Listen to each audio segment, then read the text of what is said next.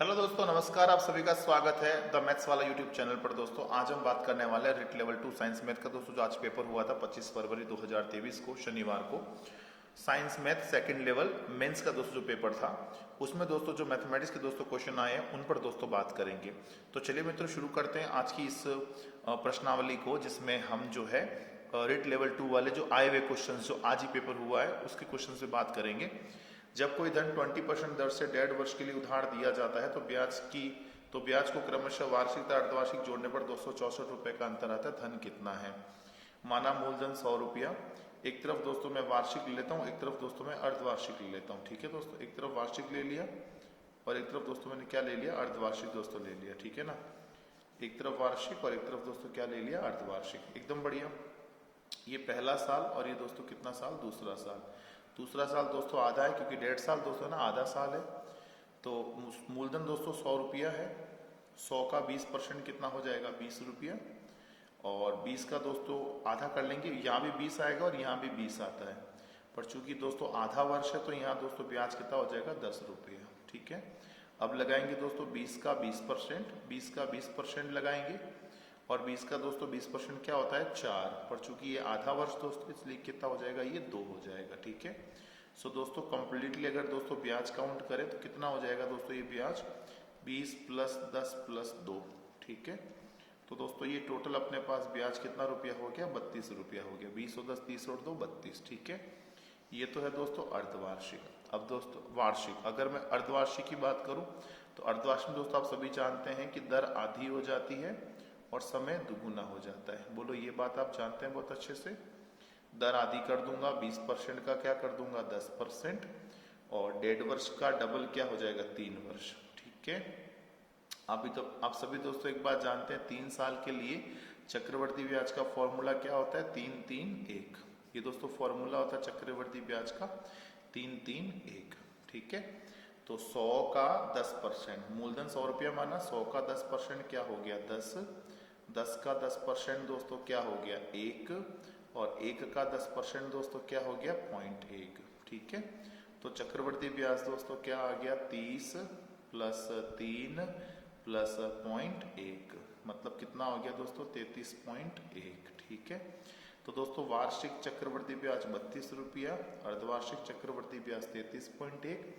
बोलो ब्याज में अंतर कितना आया दोस्तों, हमारे पास इस ब्याज का जो अंतर है वो आ गया 1.1। ठीक है, क्वेश्चन तो कह रहा है अंतर 264 रुपए का है। क्वेश्चन दोस्तों क्या कह रहा है, अंतर 264 रुपए का है और हम कह रहे हैं अंतर 1.1 रुपए का है। तो अंतर बट्टा अंतर दोस्तों क्या बना दिया, जोड़ा। अगर मुझे मूलधन चाहिए दोस्तों, मैं गुणा किससे कर दूंगा, 100 से कर दूंगा। ठीक है, पॉइंट हटाया, ऊपर 0 लगा दिया, 11 एक बार, 11 दूना 22, 11 चौक 44, यानी दोस्तों 24,000। इस प्रश्न का दोस्तों राइट आंसर कितना हजार आ जाएगा, 24,000 आ जाएगा। बोलो इतनी बात समझ में आ गई सबको। ये था दोस्तों अपना पहला सवाल। ठीक है, अगला सवाल कह रहा है 0.1254 का भिन्न निरूपण क्या होगा। तो दोस्तों इस केस में हम क्या करते हैं, 0.1254 पर दोस्तों बाहर लगा हुआ है। ठीक है, तो 1254 को 1254 लिख दीजिए, माइनस कर देना होता है वो नंबर जिस पर बार नहीं है। तो 12 पे बार नहीं है तो 12 को माइनस कर दो, जितने अंकों पर बार है उतनी बार 9 लगा दो, जितने अंकों पर बार नहीं है उतनी बार 0 लगा दो। ठीक है, तो मित्रों 1254 में 12 गया, पीछे बचा 1242 है ना, 1242 बटा 9,900। ठीक है, 6 के पाड़े से काट देंगे, 6 दूनी 12, 6 7 42, 6 से पाड़े से काट लेंगे, 6 एकम 6, 6 छंग 36, 6 पंजे 30, 0 का 0। 3 से काट लेंगे, 3 छंग 18, 3 नम 27, 3 से काट लेंगे, 3 पंजे 15, 3 पंजे 15 और 0। तो आंसर बोलो क्या आ गया, 69/550, 69550, मतलब दोस्तों ए ऑप्शन। इसका 24,000 था, डी ऑप्शन। बोलो दो बातें समझ में आ गई, यहाँ तक कोई क्लियर नहीं। आपने दोस्तों अच्छी तैयारी कर रखी होगी तो आपको समझ में आ गया होगा। ठीक है दोस्तों, अब मैं पेज पलट लूँ। नेक्स्ट क्वेश्चन देखिए दोस्तों, अगले सवालों पे बात कर रहे हैं। कह रहा है 2 अंकों की एक संख्या अपने अंकों के योग से 4 गुना है। यदि संख्या में 18 जोड़ दिया जाए तो अंक अपना स्थान बदल लेते हैं, संख्या बताओ। देखो संख्या अपने अंकों के योग का दोस्तों 4 गुना है, तो योग का 4 गुना भाई 3 + 6 कितना हो गया, 9। बोलो 9 का 4 गुना क्या होता है 36, मतलब ये तो है। 42 मतलब 4 प्लस 2 कितना हो गया 6, 6 का दोस्तों 4 गुना 6 चौके 24, ये नहीं है। 48 मतलब 4 प्लस 8 कितना हो गया 12, 12 का दोस्तों 4 गुना करेंगे क्या आएगा 48, ये है। और 2 प्लस 4 कितना हो जाएगा 6, 6 का 4 गुना क्या हो जाएगा 24, ये है। मतलब दोस्तों कुल मिलाकर एक ऑप्शन हट गया पहले स्टेटमेंट से, ठीक है। दूसरा कह रहा है यदि संख्या में 18 जोड़ दिया जाए तो स्थान बदल लेते हैं। अगर दोस्तों मैं संख्या में 18 जोड़ देता हूं तो यहाँ दोस्तों मैंने जैसे ही 18 छोड़ा तो मेरे पास क्या आया 54, क्या स्थान बदला, 36 का 63 होना चाहिए 54 हुआ, तो पहला ऑप्शन फेल। 42 तो पहले से फेल है। 48 पे बात करते हैं, 48 में 18 जोड़ दो कितना आ जाएगा दोस्तों 66 आएगा आई थिंक। क्या संख्या उल्टी, क्या 48 का 84 हुआ, क्या नहीं हुआ, तो ये भी फेल। 24 पर बात करें, 24 में दोस्तों अगर मैं 18 जोड़ दूंगा तो क्या आएगा 42, तो 24 42 बन गया, मतलब ये दोस्तों बिल्कुल राइट आंसर है। बोलो सही बात है। ऑप्शन टेस्ट दोस्तों इस प्रकार से ऐसे क्वेश्चन को करना होता है, ठीक है। इसमें दोस्तों मेथड में हाथापाई नहीं करनी होती है ना, मेथड में टाइम वेस्ट इसके लिए दोस्तों बिल्कुल नहीं करना है। आपको इसी तरह से दोस्तों ऑप्शन टेस्ट करके इस आंसर को क्रैक करना होता है। बोलो ठीक बात है। अब इसमें दोस्तों अगर मेथड में जाओगे तो ये बहुत बड़ा दोस्तों हो जाएगा, बहुत ज्यादा बड़ा हो जाएगा। 2 अंकों की संख्या अपने अंकों के योग का 4 गुना है, मतलब 2 अंकों की संख्या आप 10x प्लस वाई ले लो, 2 अंकों की संख्या 10x प्लस वाई और अपने अंकों के योग का 4 गुना, मतलब अपने अंकों के योग का बोलो कितने गुना है, ये 4 गुना है, 4 गुना कर दिया, ठीक है। सो ये हो जाएगा 10x प्लस वाई बराबर 4 इंटू एक्स 4x और 4 इंटू वाई 4y। 10x में 4x गया 6x, 4y में y गया 3y, ठीक है। सो y बराबर 3 के पहाड़े से काट दोगे तो 2x आ जाएगा। बोलो y का मान क्या आ जाएगा 2x आ जाएगा, ठीक है। उसके बाद क्या कह रहा है, यदि संख्या में 18 जोड़ दिया जाए, मतलब 10x प्लस वाई में अगर 18 जोड़ दिया जाए तो संख्या अपना स्थान बदल लेती है, मतलब 10y प्लस x हो जाती है, उल्टा हो गया। 10x में x गया 9x और 10y में y गया 9y बराबर दोस्तों माइनस का 18, प्लस का 18 वहां जाके माइनस हो गया। 9 दोस्तों दोनों में अगर कॉमन ले लूं तो x माइनस वाई बराबर माइनस का 18, 9 का दोस्तों भाग दे दो तो x माइनस वाई बराबर क्या आ जाएगा माइनस का 2 आ जाएगा, ठीक है। अब x माइनस वाई, y का मान कितना है 2x, यहाँ से ले लिया y का मान 2x बराबर माइनस का 2, x में से 2x गया माइनस का x बराबर माइनस का 2, माइनस माइनस कट जाएगा, x बराबर 2 आ जाएगा, ठीक है। x का मान 2 है, ये x का मान यहाँ रख लेंगे, x 2 बराबर y बराबर दोस्तों क्या आ जाएगा 4, ठीक है। और हमने दोस्तों संख्या क्या मानी थी, संख्या दोस्तों हमने मानी थी 10x प्लस वाई, तो 10x प्लस वाई बोलो क्या आ जाएगा 10 इंटू एक्स का मान कितना है दोस्तों, x का मान आपके पास 2 है और y का मान 4 है, तो 10 दूना 20 और 4 24। सो उम्मीद करते दोस्तों ये बात समझ में आ गई होगी, आंसर 24 आएगा। तो इतना बड़ा झमेला दोस्तों नहीं करना है, केवल ऑप्शन टेस्ट करके आंसर निकाल के आगे बढ़ना है, ठीक बात है दोस्तों।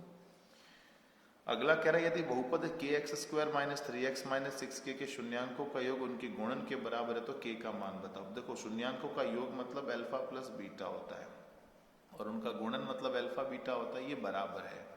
अल्फा प्लस बीटा मतलब minus B by A, alpha beta मतलब सी बाई ए से ए कट गया, माइनस बी, बोलो बी का मान कितना है माइनस का 3 बराबर सी का मान कितना है माइनस का 6k, ठीक है। माइनस से माइनस कट गया, 6 दोस्तों जो गुणा में है वो भाग में आ जाएगा, माइनस 3/6 बराबर k, 3 से काट लेंगे, 3 एकम 3, 3 दूनी 6, माइनस 1/2 बराबर k। सो k का मान दोस्तों क्या आएगा माइनस 1/2। बोलो 4 क्वेश्चन समझ में आ गए, कोई दिक्कत नहीं, ठीक है। तो ये दोनों क्वेश्चन हमने कर लिए थे, ये भी दोस्तों क्वेश्चन कर लिए, ठीक है। अब दोस्तों इससे आगे बढ़ते हैं, नेक्स्ट क्वेश्चन दोस्तों देखिएगा। अगला सवाल दोस्तों आपके सामने पेश है, 2 सवाल अगले पेश है। 2 संख्याएं 2:3 के अनुपात में हैं, यदि प्रत्येक संख्या 4 से बढ़ाई जाए तो अनुपात 5-7 हो जाता है, दोनों संख्याओं का योग बताओ। तो वही दोस्तों एज मेथड लगाना है, पहले अनुपात 2:3 था, प्रत्येक को 4 से बढ़ाया तो अनुपात 5:7 हो गया, ठीक है। सबसे पहले इन दोनों के बीच का अंतर लेते हैं, क्या आ गया 2, वज्र गुणा करते हैं 7 दूनी 14, 5 3 15, अंतर आ गया 1, गुणा कर दूंगा 4 से तो ये हो गया 4 दूनी 8। हमें पूछा है संख्याओं का योग बताओ। तो भैया जी ये जो 8 आया है ना, इस 8 को गुणा कर देना है योग से। योग कितना, 2 और 3, ऊपर वाले से गुणा करते हैं बस। तो 8 को गुणा कर दो योग से, 2 3 5 मतलब 8 पंजे 40। तो 40 is the right answer for this question. अगर यह बड़ी संख्या पूछता तो मैं 3 से गुणा कर देता, छोटी संख्या पूछता 2 से गुणा कर देता, अंतर पूछता तो 1 से गुणा करता, योग पूछा है 5 से गुणा किया। बोलो यहाँ तक सब सेट है। एक समांतर चतुर्भुज के दो आसन कोण 3x - 4 और 3x + 10 समांतर चतुर्भुज का छोटा कोण। दोस्तों आसन कोणों का योग कितना होता है, 180 डिग्री होता है। 3x - 4 + 3x + 10 बराबर दोस्तों कितना होता है, 180 डिग्री होता है। ठीक है ना। तो 3x और 3x 6x, 4 में से 10 गया प्लस का 6 बराबर 180। 6x बराबर 180 में 6 गया 174 और x बराबर 6 दूनी 12, 6 9 54, x का मान 29 आ गया। हमें दोस्तों छोटा कोण पूछा है, तो दोस्तों ऑब्वियस है छोटा कोण तो आपको दिखाई दे रहा होगा ना। एक 3x है, ये भी 3x है, ये 3x - 4 है, ये 3x + 10 है, मतलब छोटा तो 3x - 4 ही होगा। कॉमन सेंस की बात है ये तो 3 × 29 - 4, 29 या 87, 87 में से 4 घटा दो, बोलो कितना आ जाएगा, 83। सो 83 is the right answer for this question. बोलो यहाँ तक समझ में आ गई। ये आसन कोण क्या मतलब, मेरे कहने का मतलब है ये वाले कोण, इन दोनों कोणों का योग दोस्तों 180 डिग्री होता है। बोलो बात समझ में आ गई। ज़्यादा लंबा वीडियो दोस्तों ना हो जाए, इसलिए दोस्तों मैं फटाफट से भी लेके चल रहा हूँ, आपको समझ में भी आ जाए और थोड़ा जल्दी से भी हो जाए, इस हिसाब से दोस्तों अपन चल रहे हैं। ठीक है ना। अगला है 16 - x की पावर 6 + 2x³ y³ - y³ 6 के गुणनखंड बताओ क्या होंगे। देखो मैंने 16 को तो 16 रख दिया, बाकी वाले माइनस कॉमन ले लो। x³ + 2x³ y³ + y³ 6। ठीक है। अब दोस्तों क्या करना है, 16 को तो मैंने 16 रख दिया, ठीक है। और इसको देखो क्या लिखा है, x³ का होल स्क्वायर + 2 का 2, x³ का x³ y³ का y³ + y³ का होल स्क्वायर। बोलो ठीक है। अब देखो 16 का मतलब 4 का स्क्वायर, और यहाँ क्या हो गया, a² + 2ab। ये दोस्तों मैंने माइनस कॉमन लिया था ना, माइनस कॉमन लिया तो ये प्लस था, यहाँ दोस्तों माइनस रह जाएगा, है ना। माइनस कॉमन लिया ना तो ये प्लस का माइनस रह गया, माइनस का प्लस रह गया। ठीक है। तो यहाँ माइनस रह जाएगा। अब देखो a² - 2ab + b², यानी a - b का होल स्क्वायर। बोलो सही बात है क्या। बस अब वो a² - b² वाला फॉर्मूला लगा दो। a² - b² क्या होता है, एक बार प्लस में और एक बार माइनस में। बोलो यही तो फॉर्मूला होता है। ठीक है। तो भैया जी a + b a - b लगाएंगे, एक बार प्लस में लिख देंगे 4 + x³ - y³, और एक बार दोस्तों माइनस में लिख देंगे 4 - x³ + y³। बोलो ठीक है। ऐसा ऑप्शन बोलो कौन सा आ रहा है, x³ - y³, x³ - y³ + 4 और y³ - x³। देखो x³ - y³ + 4 और y³ - x³ + 4, मतलब डी ऑप्शन दोस्तों इसका आ जाएगा। ठीक है। यहाँ तक सब सेटो सेट दोस्तों समझ में आ गई बात। अगला है 10 मीटर ऊंचे शंक्वाकार टेंट के आधार की परिधि 44 मीटर है। टेंट को बनाने पर कैनवास का क्षेत्रफल क्या होगा। देखो भाई आधार की परिधि मतलब 2πr, 2πr हमें क्या दे रखा है 44, यानी 2 का 2, पाई का मतलब 22/7 इंटू दोस्तों r बराबर क्या आ गया 44। 22 दूना 44 से 44 गया, r बराबर दोस्तों क्या आ गया 7 आ गया। ठीक है। और हमारे पास दोस्तों h इसने क्या दे रखा है 10 मीटर दोस्तों h दे रखा है। ठीक है। तो L का सूत्र लगा लेंगे, L बराबर √h² + r²। तो L आ जाएगा दोस्तों, है ना। तो L दोस्तों निकालने का प्रयास कर रहे हैं, समझिएगा। √h² मतलब 10 का स्क्वायर, r² मतलब 7 का स्क्वायर। 10 का स्क्वायर 100 हो जाएगा, 7 का स्क्वायर 49 हो जाएगा। टोटल बोलो क्या आ गया 149। 149 मतलब 144 169 के बीच में है, लगभग 12.2 के आसपास दोस्तों इसकी वैल्यू आएगी लगभग। ठीक है। अब हमें पूछा है इसका कैनवास का क्षेत्रफल, मतलब CA से निकालना है दोस्तों। सिंपली CA से निकाल लीजिए। भाई हमें टेंट बनाना है ना, पूरा टेंट का नीचे जमीन पर पर्दा लगाने को नहीं बोला दोस्तों, केवल टेंट लगाना है। तो फॉर्मूला πr है। अब 2πr आपके पास 44 है तो πr क्या हो जाएगा 22। भाई 2πr अगर 44 है तो πr क्या होगा 22 ही होगा, आधा ही तो करना है। एल का मान कितना है 12.2, ठीक है।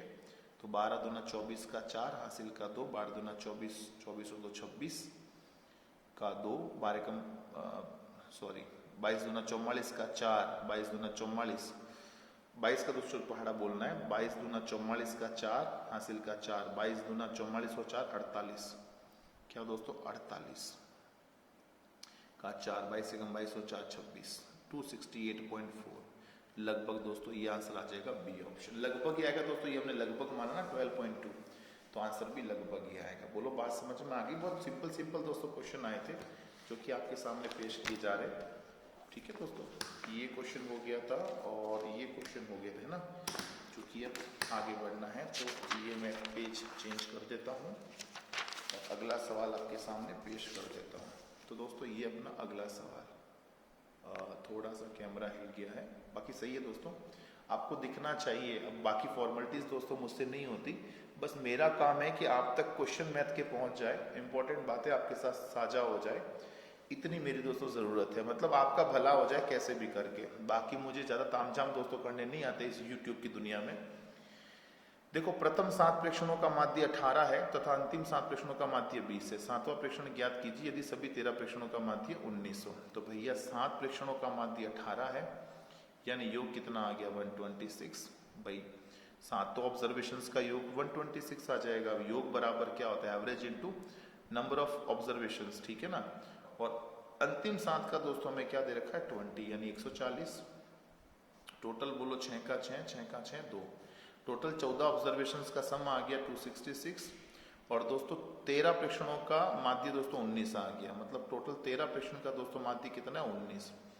13 नम 17 हासिल का 11 आ जाएगा, 13 कम 13 11 24, 247। तो भैया पूरी 13 संख्याओं का योग 247 है। और 7 संख्याएं मतलब बीच वाली संख्या दोस्तों जो ना 7वीं संख्या वो 2 बार आई है, इसलिए देखो योग फर्क आ रहा है। एक्चुअल में योग 247 आना चाहिए, आ रहा है 266। तो भैया कितना फर्क आ रहा है 266 माइनस 247, कितना फर्क आ रहा है, कितना हो जाएगा दोस्तों 19। सो 19 इज द राइट आंसर। जो फर्क है दोस्तों वही तो 7th नंबर है, ठीक है दोस्तों। ये क्वेश्चन क्या कह रहा है दोस्तों, वर्गमूल निकालना है। जैसे 49 का वर्गमूल क्या हो जाएगा 7, 49 का दोस्तों क्या हो जाएगा 7, ठीक है ना। 7 को अगर मैं आगे जोड़ूंगा 36 आ जाएगा। 36 का वर्गमूल क्या हो जाएगा 6। फिर 6 को दोस्तों आगे जोड़ूंगा क्या हो जाएगा 19 प्लस 6 मतलब 25 हो जाएगा। 25 का वर्गमूल क्या आ जाएगा 5। फिर दोस्तों 5 को आगे जोड़ूंगा तो कितना हो जाएगा 16। 16 का वर्गमूल क्या हो जाएगा 4। और 4 को आगे जोड़ूंगा 4 और 5 9, 9 का वर्गमूल दोस्तों क्या हो जाएगा 3। सो 3 इज द राइट आंसर। मतलब आगे से आगे ऐड कर देना है। मैं वापस दोस्तों बोल देता हूँ, 49 का वर्गमूल 7 हो गया। 7 को आगे जोड़ा 29 प्लस 7 36, 36 का वर्गमूल 6 हो गया। 6 को आगे जोड़ा 19 प्लस 6 25, 25 का वर्गमूल 5 हो गया। 5 को आगे जोड़ा 11 5 16, 16 का वर्गमूल 4 हो गया। 4 को आगे जोड़ा 4 5 9, 9 का वर्गमूल 3 हो गया। सो 3 इज द राइट आंसर। बात समझ में आ गई मित्रों। नेक्स्ट क्वेश्चन पे दोस्तों बात करते हैं। नेक्स्ट क्वेश्चन क्या कह रहा है दोस्तों, कह रहा है यदि ए के पास, क्या कह रहा है, ए के पास ए तथा बी के पास कुछ सेब है। यदि ए बी को 2 सेब दे देता है तो ए के पास बी से आधी सेब रह जाती है। यदि बी ए को 10 सेब दे देता है तो उनके सेबों की संख्या आपस में बदल जाती है। ए और बी के पास कुल कितनी सेब है। तो मैं आपको बताऊं दोस्तों, मान लेते हैं ए के पास ए सेब है, बी के पास बी। तो कह रहा है ए बी को 2 सेब दे देता है। तो यहाँ से तो 2 कम हो गई क्योंकि ए ने दी है और यहाँ पे 2 सेब आ गई। तो ए के पास बी से आधी रह जाती है। ए के पास बी से क्या रह गई आधी, ठीक है। तो 2 इंटू ए 2a और 2 दूनी 4 बराबर b प्लस 2, ठीक है। तो 2a माइनस बी बराबर 4 और 2 कितनी होगी 6। अगली बात क्या कह रहा है, बी ए को 10 सेब दे देता है। जब बी दोस्तों ए को 10 सेब देता है तो यहां से कम हो जाएगी और यहां से 10 सेब आ जाएगी। तो उनके सेबों की संख्या आपस में बदल जाती है। बदल जाती है मतलब ये किसके बराबर हो गया, ये दोस्तों बराबर हो गया बी के, और ये दोस्तों किसके बराबर हो गया ए के। बदल गई मतलब ये ए बन गया और ये बी बन गया। किसी को भी ले लो, जैसे मान लो ए बराबर बी प्लस 10 आया तो बी का मान ए प्लस 10 आया, यहाँ रख दो। तो 2a माइनस ये दोस्तों वैल्यू जो है ना, ये वैल्यू यहाँ रख दो। 2a minus A minus 10 is equal to 6। ये दोस्तों a प्लस 10 था तो यहाँ बार माइनस था तो इसने माइनस कर दिया। 2a में a गया a, 10 और 6 कितना दोस्तों हो गया 16। a का मान 16 आ गया, ये यहाँ रख दीजिए। 16 प्लस 10 इज इक्वल टू क्या आ जाएगा b, यानी 26 दोस्तों किसकी वैल्यू आ गई, b की आ गई। हमें पूछा टोटल बताओ, तो a प्लस b बराबर क्या आ जाएगा 26 प्लस 16। 16 प्लस 26 कितना हो गया 42।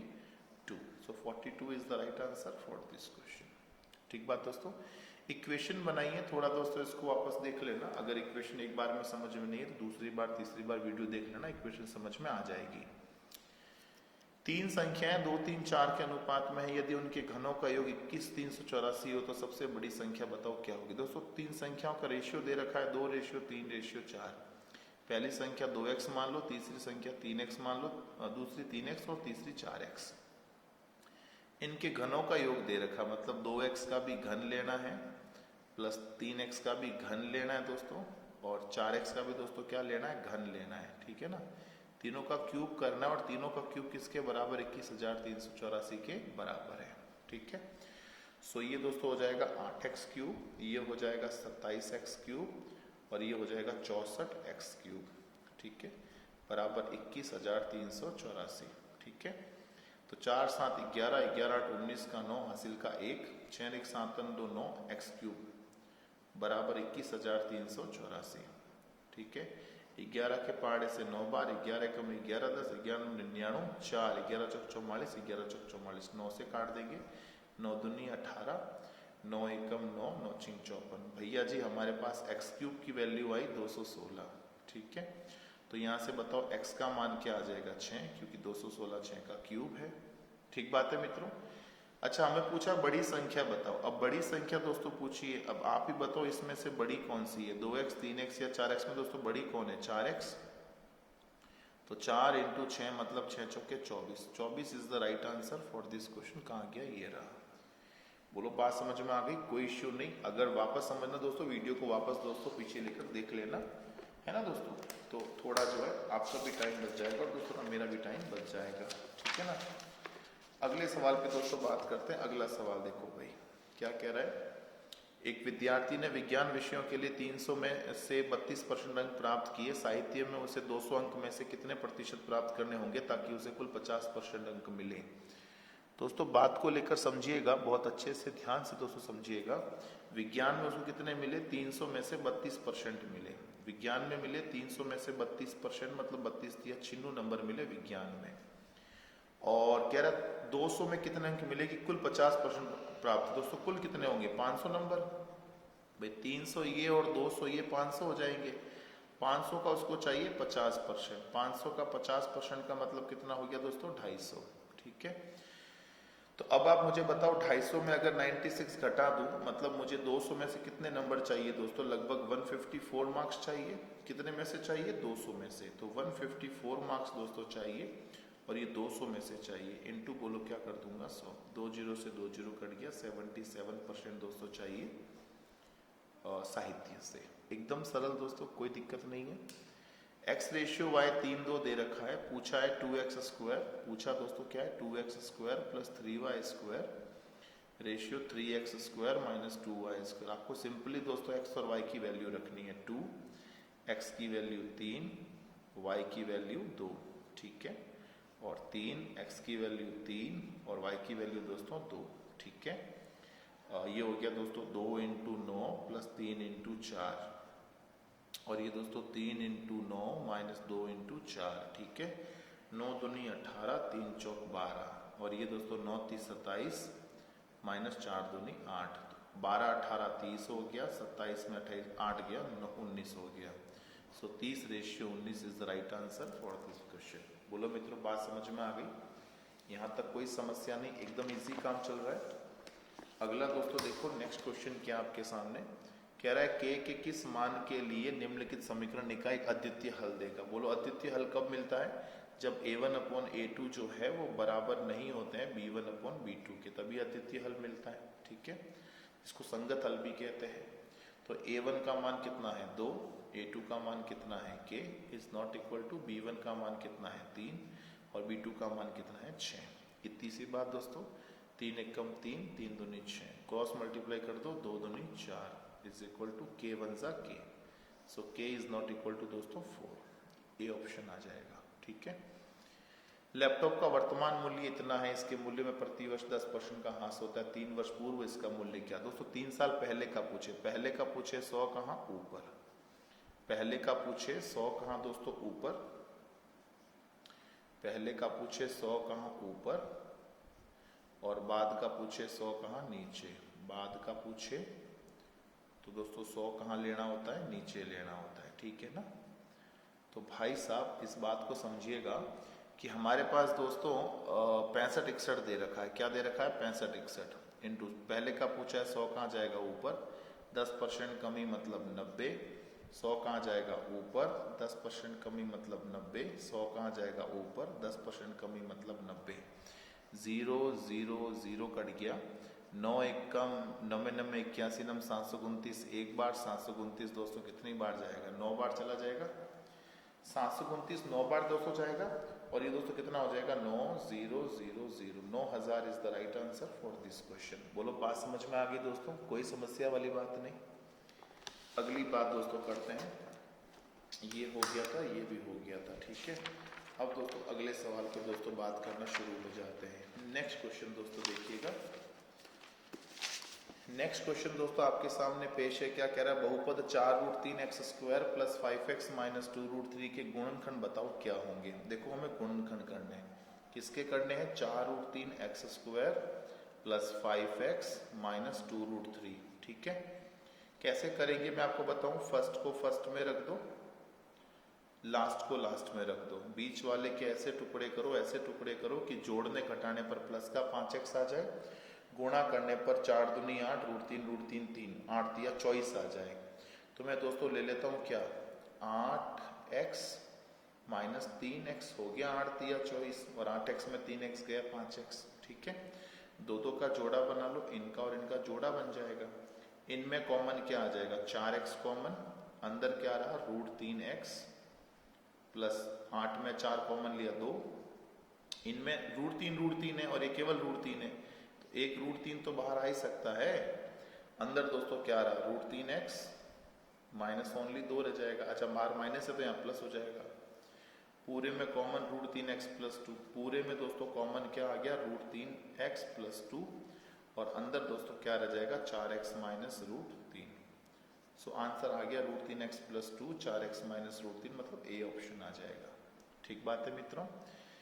नेक्स्ट क्वेश्चन है, हीरे की कीमत उसके वजन के वर्ग के समानुपाती। एक हीरा 4 भागों में 1:2:3:4 के अनुपात में टूट गया। टूटे हुए टुकड़े को 2,10,000 रुपए में कम में बेचे गए। बताइए हीरे का वास्तविक मूल्य क्या है। देखो भैया, कह रहा है जो कीमत है ना, कह रहा है जो कीमत है वो वजन के वर्ग के अनुक्रमानुपाती है। मतलब अगर आपका वजन 2 ग्राम में कीमत 4 रुपया, वजन 3 ग्राम में कीमत 9 रुपया, वजन 4 ग्राम में कीमत 16 रुपया हो जाएगा। ठीक है, तो भैया आपका भार का अनुपात है 1:2:3:4, मतलब टोटल भार कितना हो गया? 10। अगर भार आपका 10 है तो मैं आपको इसकी कीमत बताऊं, इसका जो मूल्य है दोस्तों वो कितना हो जाएगा? 10 का स्क्वायर। 10 का स्क्वायर मतलब 100, एक्चुअल मूल्य 100 रुपया है। ठीक है, और टुकड़ों का मूल्य निकाले तो इसका मूल्य हो जाएगा 1, इसका मूल्य, इसका वर्ग 4, इसका मूल्य 9, इसका मूल्य 16। मूल्य इनका वर्ग करना होगा, तो 16 4 20 और 10 30। बोलो कीमत क्या आ गई? 30 रुपया। ये टुकड़ों की दोस्तों कीमत है, ये वास्तविक प्राइस है, और ये टुकड़ों की दोस्तों प्राइस है। अब कितनी दोस्तों कमी आई? कमी देखो दोस्तों टुकड़ों में और एक्चुअल में तो 70 रुपए की कमी आ गई। तो अब देखो वास्तव में तो कमी कितनी बता रहा है? 2,10,000। वास्तव में कमी कितनी बता रहा है? 2,10,000। हम कहते हैं कमी कितनी है? 70। कमी दोस्तों जोड़ा बना दिया, कमी बटा कमी जोड़ा। वास्तविक मूल्य चाहिए, तो बोलो मैं किससे गुणा कर दूंगा? 100 से।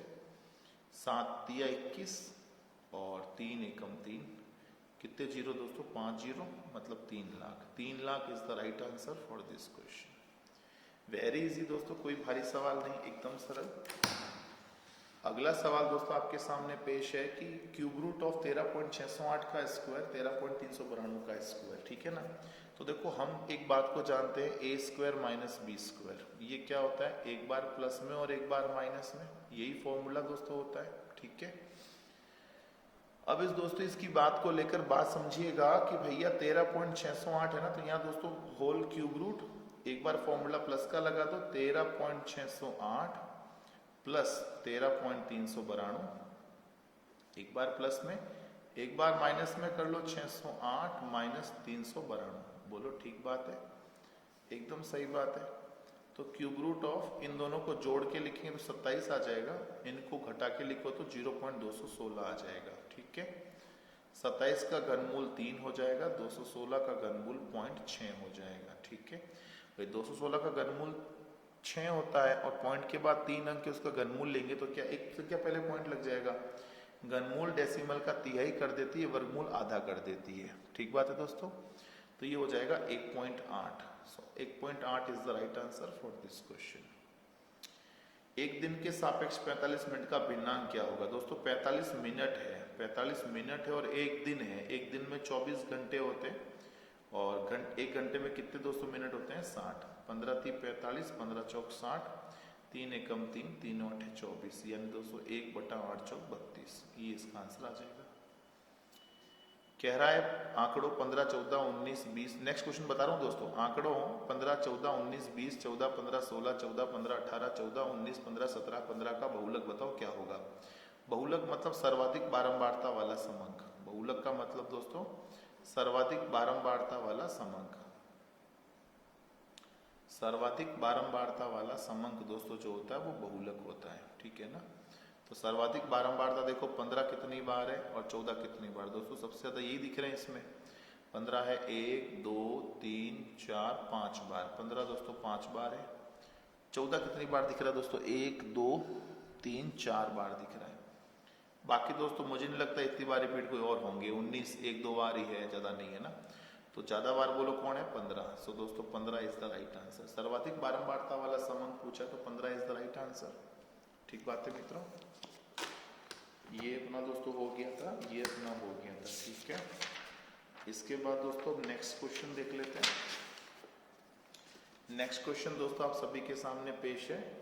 क्या कह रहा है दोस्तों, एक प्राकृत संख्या का वर्गमूल उसी के घनमूल का n गुणा है, वह संख्या बताओ क्या होगी। प्राकृत संख्याओं का वर्गमूल यानी x की पावर 1/2 उसी के घनमूल यानी x की पावर 1/3 का n गुणा है। ठीक है, कोई दिक्कत ही नहीं है। अच्छा यहाँ पर जो है ना ये 2 है, यहाँ पर 3 है। 2 और 3 को हटाने के लिए 6 से गुणा करना पड़ेगा, 2 3 6। तो एलसीएम दोस्तों ले लीजिए किसका, घात का। 2 और 3 का एलसीएम कितना आ जाएगा, 6। तो 6 से गुणा कर दो, x की पावर 1/2, यहाँ भी घात 6 से गुणा कर दो और यहाँ भी दोस्तों घात कितनी, 6 से गुणा कर दो। सबको दोस्तों मैंने 6 से गुणा कर दिया। ठीक है, तो ये हो जाएगा x की पावर 3, ये हो जाएगा x की पावर 2 इंटू n की पावर 6। x 2 से x 2 गया, एक x बच जाएगा। बोलो x बराबर क्या आ गया, 6।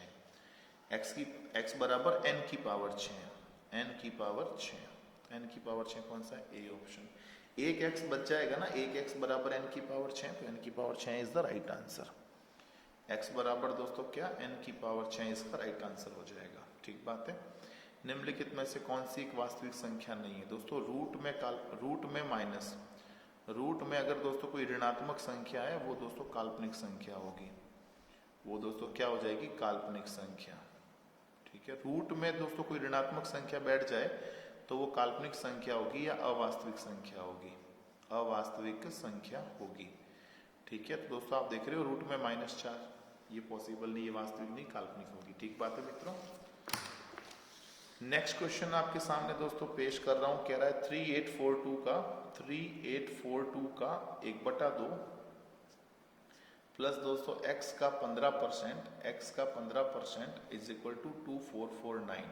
ठीक है, 2 के पहाड़े से 1921 हो गया, तो 5 के पहाड़े 3 बार, 5 के पहाड़े 20 बार, यानी x इंटू 3/20, यानी बोलो x इंटू 3/20 बराबर 2449। 2449 में दोस्तों माइनस क्या कर देंगे, 1921। ठीक है, तो x into 3/20 is equal to 9 में से 1 गया 8, 4 में से 2 गया 2, 24 में 19 गया दोस्तों 5। 3 के पहाड़े से काट देंगे दोस्तों, 3 एकम 3, 3 21, और 3 छंग 18, ठीक है। x बराबर दोस्तों 20 को गुणा कर दो, 176 को 20 से गुणा कर देंगे, ठीक है। 0 का 0 हो जाएगा, 2 छिंग 12, हासिल का 1, 2 से 14 1 15, हासिल का 1, 2 एकम 2 और 1 3, 35 20 is the right answer for this question. कहाँ गया? ये रहा दोस्तों, एकदम सरल दोस्तों, कोई बड़ी बात नहीं। अब देखो 1/2 प्लस 1/3 का दशमलव प्रसार, इसका एलसीएम क्या आ जाएगा? 6, 2 तिया 6, 3 एकम 3 और 3 दूनी 6, 2 एकम 2, 3 और 2 5/6, यानी दोस्तों 0.68 68 6 ती 18 6 ती 18 6 ती 18 चलता जाएगा, यानी 0.83 पर दोस्तों क्या लगा दूंगा? बार। भाई जो नंबर बार बार आता है उस पर बार लगाते हैं, बार लगा दिया मैंने भी, ठीक बात दोस्तों।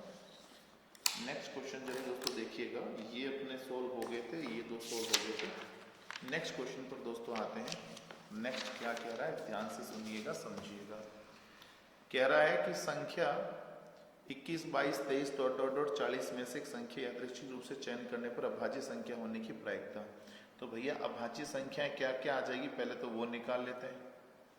अभाज्य संख्याएं दोस्तों क्या क्या आ जाएगी, पहले तो वो निकालें। क्या क्या आ जाएगी? एक तो 23 हो जाएगी, 21 22 23, 24 25 26 27 28 29 30 31 32 33 34 35 36 37 38 39 37, ठीक है। अभाज्य संख्याएं दोस्तों 4 आ गई, तो प्रायिकता बोलो क्या आ जाएगी? प्रायिकता बराबर अनुकूल घटनाएं बटा कुल घटनाएं। प्रायिकता की फॉर्मूला दोस्तों क्या? अनुकूल घटनाएं बटा कुल घटनाएं। बोलो यही फॉर्मूला होता है प्रायिकता का। अनुकूल घटनाएं बोलो कितनी है? 4, कुल घटनाएं दोस्तों कितनी है? 20, यानी 1/5।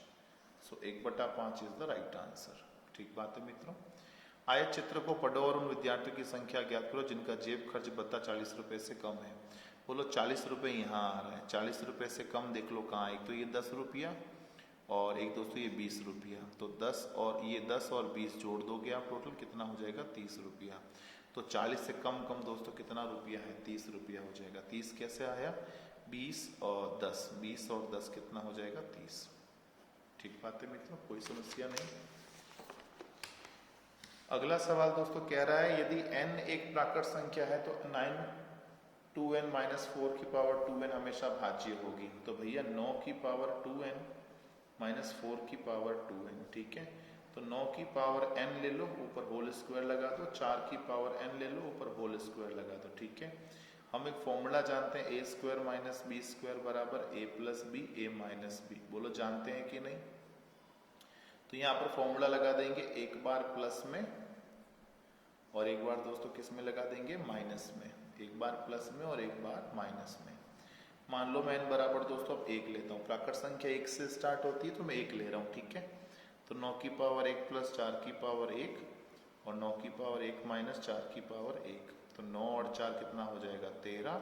9 में से 4 गया 5, मतलब 13 से भी विभाजित होगा और 5 से भी। आंसर क्या आ जाएगा? 5/13, ठीक बात है मित्रों। दर्शाए गए चित्र में कोण QPR का अर्धक PS है। ये PS दोस्तों अर्धक है, अर्धक मतलब दिस इक्वल टू दिस। और PTQR पे लंबवत है, मतलब ये 90 डिग्री कोण बना रहा है। Q बड़ा है R से, मतलब ये कोण दोस्तों बड़ा है किससे? R से।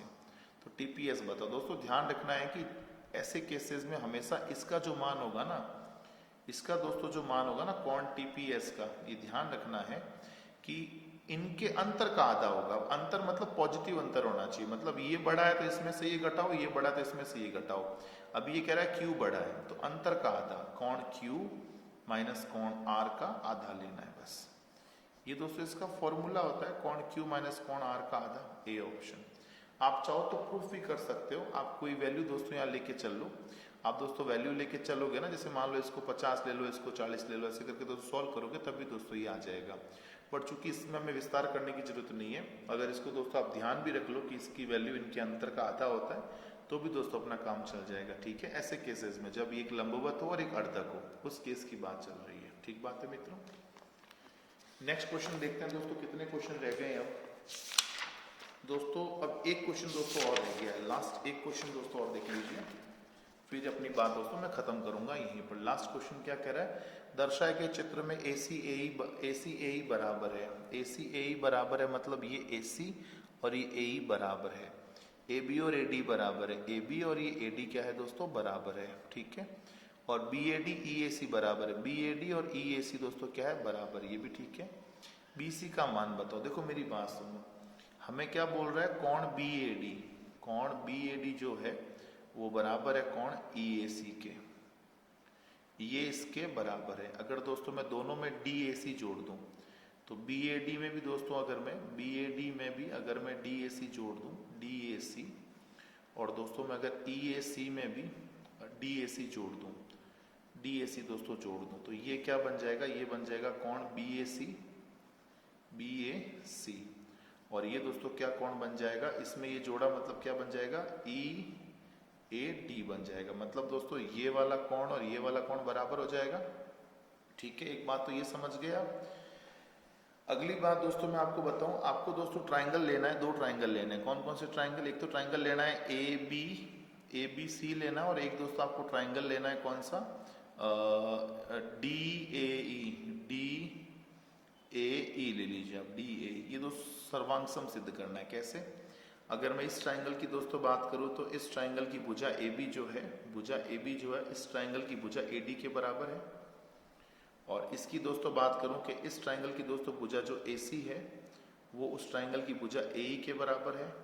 और दोस्तों ये जो कोण मैंने सिद्ध किया कि कोण बी ए सी दोस्तों जो है, बी ए सी जो है वो बराबर है कोण ई ए डी से। तो भैया ये आपकी साइड हो गई, ये आपकी साइड होगी, और ये उनके बीच का एंगल, मतलब साइड एंगल साइड के नियम से दोस्तों त्रिभुज क्या है, सर्वांग सम है। इस नियम से दोस्तों त्रिभुज क्या है, सर्वांग सम है, ठीक है ना। तो त्रिभुज ए बी सी सर्वांग सम है किसके, त्रिभुज डी ए ई के। अब हमें पूछा है कि बी सी की वैल्यू क्या होगी। सो जो दोस्तों बी सी की वैल्यू होगी, बी सी दोस्तों यहाँ का बी सी है तो यहाँ का दोस्तों क्या होगा, डी ई हो जाएगा। तो बी सी दोस्तों किसके बराबर हो जाएगा, डी ई के बराबर हो जाएगा। So B C is equal to D, that is right answer for this question, ठीक है। तो उम्मीद करते हैं मित्रों ये आपको समझ में दोस्तों आ गया होगा। कौन सा पेपर है दोस्तों, ये वाला, ये दोस्तों रिट लेवल 2 का पेपर है। ये मैंने दोस्तों पढ़ाया आपको, ये रिट लेवल 2 मेंस का दोस्तों पेपर है, मेंस, रिट लेवल 2 मेंस।